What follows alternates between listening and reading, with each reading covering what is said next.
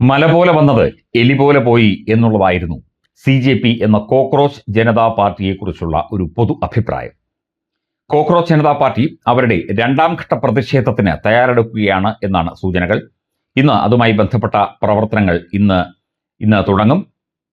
കൃത്യമായി ധർമ്മേന്ദ്ര പ്രധാൻ രാജിവെക്കുന്നതുവരെ നേരത്തെ ഭീഷണിയൊക്കെ മുഴക്കിയിരുന്നു, മുന്നറിയിപ്പ് നൽകിയിരുന്നു. ധർമ്മേന്ദ്ര പ്രധാൻ 7 ദിവസത്തിനകം രാജിവെച്ചില്ലെങ്കിൽ ഇന്ത്യയിൽ വലിയ പ്രക്ഷോഭങ്ങൾ ഉണ്ടാകും എന്ന തരത്തിലാണ് ഈ കോക്രോച്ച് ജനതാ പാർട്ടിയുടെ പ്രവർത്തകരും അതുപോലെ തന്നെ അതിനെ പിന്തുണയ്ക്കുന്നവരും ഇടതുപക്ഷ വിദ്യാർത്ഥി സംഘടനകളും ഒക്കെ പറഞ്ഞിരുന്നത്.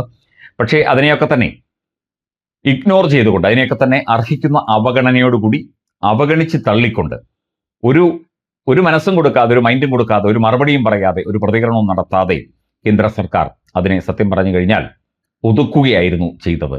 ഒരു തരത്തിലുള്ള ഇടപെടലും ഉണ്ടായില്ല. അനുവാദങ്ങൾ കൊടുത്തു, എല്ലാവിധത്തിലുള്ള പിന്തുണയും കൊടുത്തു, എന്ത് വേണമെങ്കിലും ചെയ്തുകൊള്ളൂ എന്ന് പറഞ്ഞു. പക്ഷേ അവർ എന്തൊക്കെയോ കാട്ടിക്കൂട്ടിയിട്ട് മടങ്ങിപ്പോയി.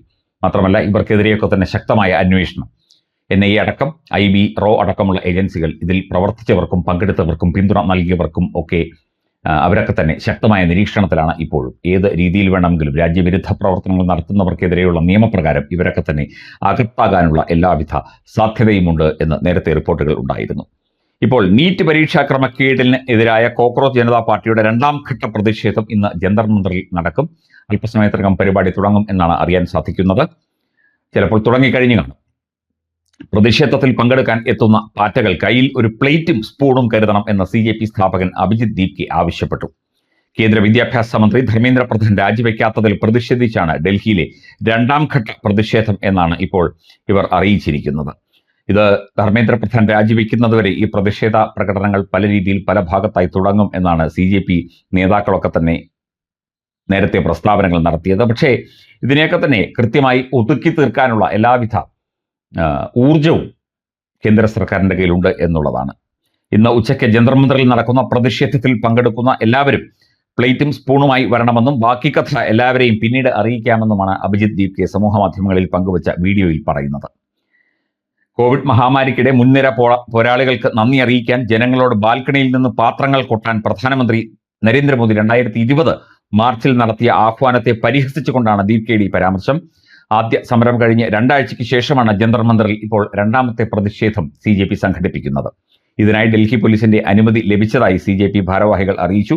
ഡൽഹി പോലീസ് അനുമതി നൽകിയിട്ടുണ്ട്. ഈ പ്ലേറ്റും സ്പൂണുമായി എത്തുന്നത് ഭക്ഷണം കഴിക്കാനല്ല, ഇത് കൊട്ടി ശബ്ദമുണ്ടാക്കാനാണ്.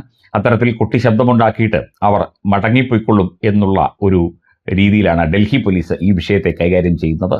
കേന്ദ്ര ആഭ്യന്തര മന്ത്രാലയവും ഡൽഹി ആഭ്യന്തര മന്ത്രാലയവും ഒക്കെ തന്നെ കൃത്യമായി നിരീക്ഷിക്കുന്നുണ്ട്, കൃത്യമായി ഒബ്സർവ് ചെയ്യുന്നുണ്ട്, കൃത്യമായി കാര്യങ്ങൾ മനസ്സിലാക്കുന്നുണ്ട്. എന്നാൽ പോലും ഇപ്പോൾ പ്ലേറ്റും സ്പൂണുമായി അഭിജിത്ത് ദീപ്കയ്ക്കൊപ്പം എത്ര പേർ ജന്തർ മന്ദറിൽ എത്തിക്കാണും എന്നുള്ള ഒരു ആശങ്കയിലാണ്. അല്ലെങ്കിൽ അത്തരത്തിൽ എപ്പോൾ എത്തും, എങ്ങനെ എത്തും, എത്ര പേർ എത്തും എന്നുള്ള ഒരു സംശയത്തിൽ കൂടിയാണ് മാധ്യമങ്ങൾ. അതുപോലെ ധാരാളം മാധ്യമങ്ങൾ അവിടെയൊക്കെ തന്നെ തടിച്ചുകൂടിയിട്ടുണ്ട്. മാധ്യമങ്ങളുടെ എണ്ണമാണ് കൂടുതൽ പ്രവർത്തകരെക്കാൾ എന്ന് അറിയാൻ സാധിക്കുന്നു. എന്തായാലും പ്ലേറ്റും സ്പൂണുമായി CJP പ്രവർത്തകർ ജന്തർ മന്ദറിലേക്ക് എത്തിക്കഴിഞ്ഞു.